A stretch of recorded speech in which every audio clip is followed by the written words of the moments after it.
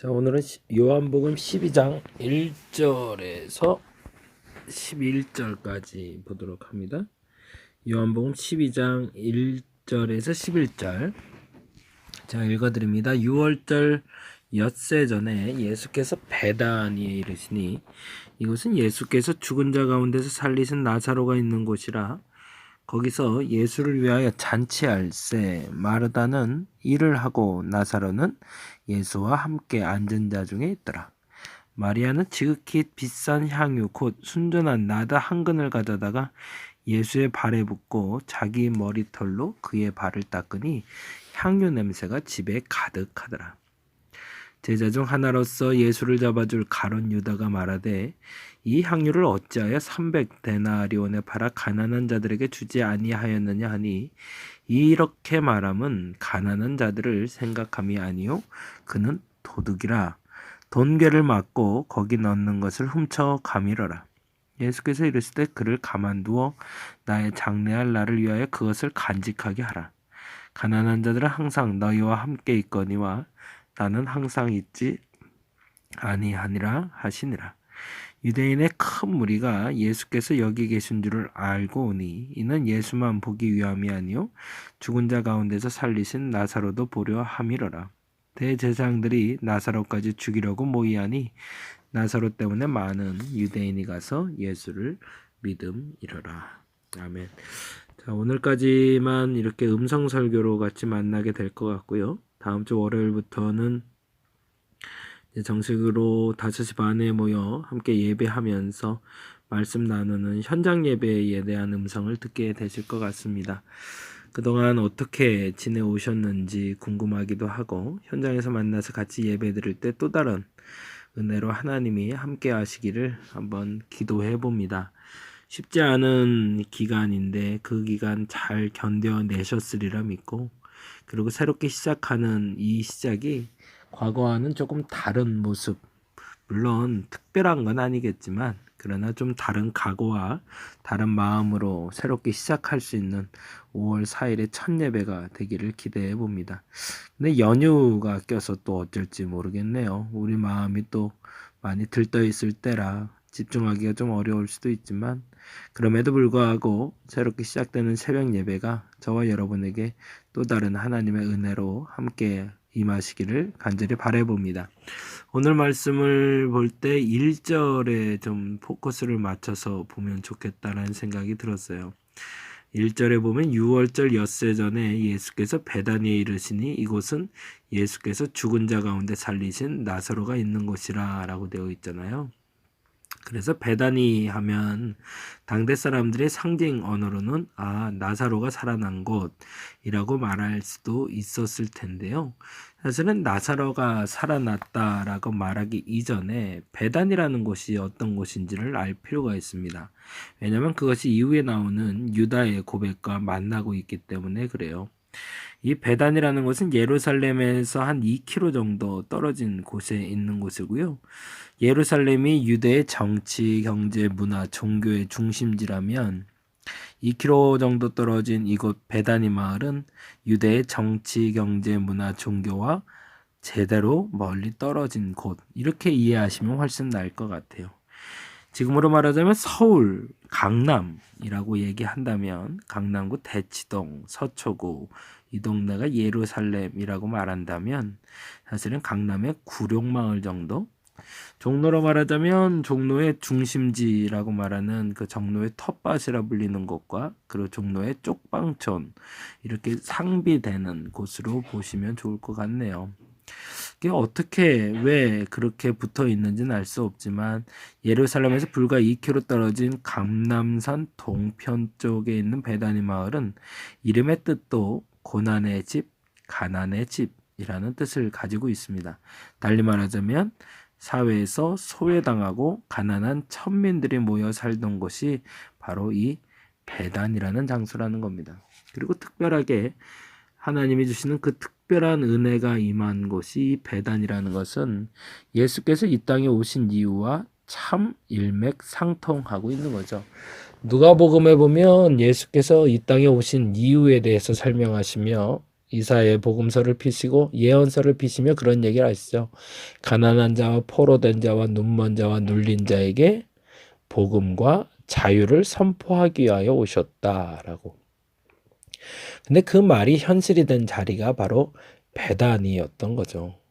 이 베다니에 있는 사람들에게 복음이 전달됐다는 것이 유대인들에게는 굉장히 불편한 진리가 될 수 있었던 거죠. 사실은 고위층의 입장에서는 과거로부터 자신들의 기득권을 지켜나가기 위해선 너무나 당연히 앞으로의 모든 기득권 세력들은 자신들을 중심으로 형성되었어야 되는데 그 기득권의 축이 바뀌기 시작했기 때문이죠. 그러니 그것의 위협을 느꼈던 바리새인들, 서기관들, 그리고 대제사장들이 예수께 불만을 품을 수밖에 없었던 거죠. 지각 변동이 나타나고 중심축이 바뀌고 있었으니까요. 그리고 유독 예수께서 사랑하시던 사람, 그리고 예수님이 사랑하는 사람이 살던 곳이 베단이라는 것은 그런 면에서 참 특별한 의미가 있습니다. 그래서 이 베다니에서 살아난 나사로를 보면서 우리는 요한복음 12장에 기록된 예수께서 활동하셨던 사역지를 보는 것이 아니라 예수께서 머무셨던 장소가 어떤 곳인가, 그리고 만나셨던 사람들이 어떤 사람들인가, 그리고 그들과 어떤 일을 했는가를 살펴볼 필요가 있는 거죠. 어찌 보면 교회가 동일한 목적지를 향해서 나가야 되는데 그렇지 못한 것에 대한 비판적인 시각일 수도 있습니다.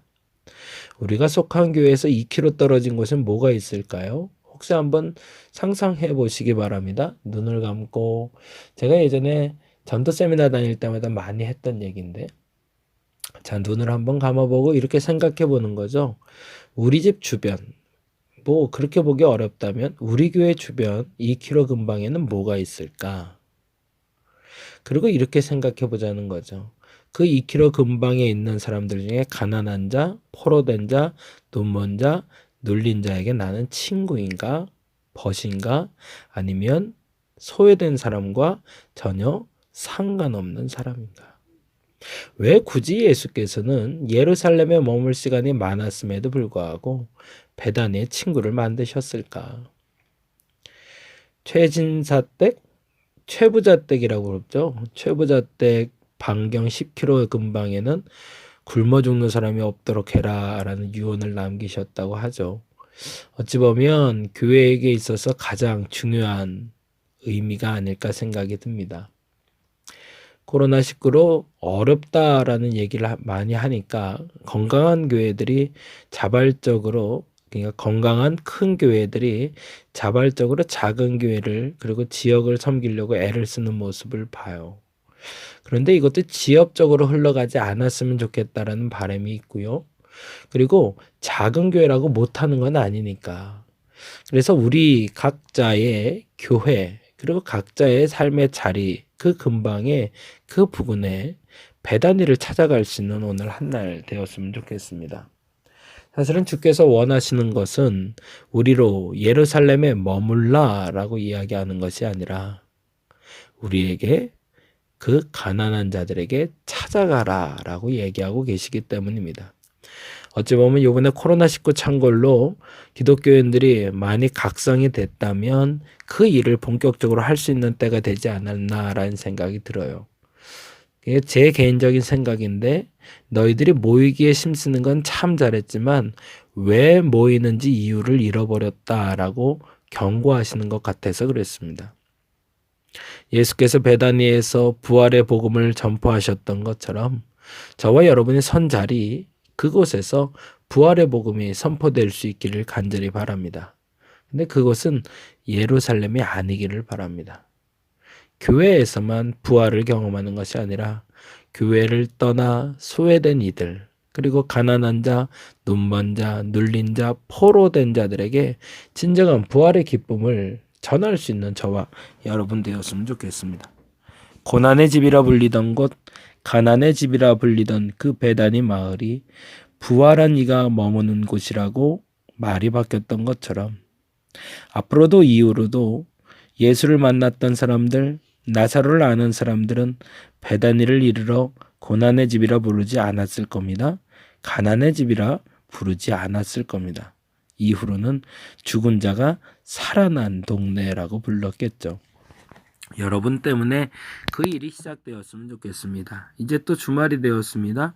이제 예배를 위해서 우리는 또 모일 겁니다. 그리고 예배를 위해서 마음과 정성을 다해야 될 겁니다. 그리고 전심으로 예배하지만 안타깝지만 예전처럼 같이 식사를 하거나 다른 식탁 교제뿐만 아니라 다양한 활동도 할 수는 없습니다. 이제는 그것을 교회에서 하지 말고 세상에서 하라는 명령으로 알아듣고 우리가 주일 예배를 드린 후에 지금 내가 가야 할 곳이 어딘지를 정해 그곳에서 주의 복음을 전할 수 있는 저와 여러분 되었으면 좋겠습니다.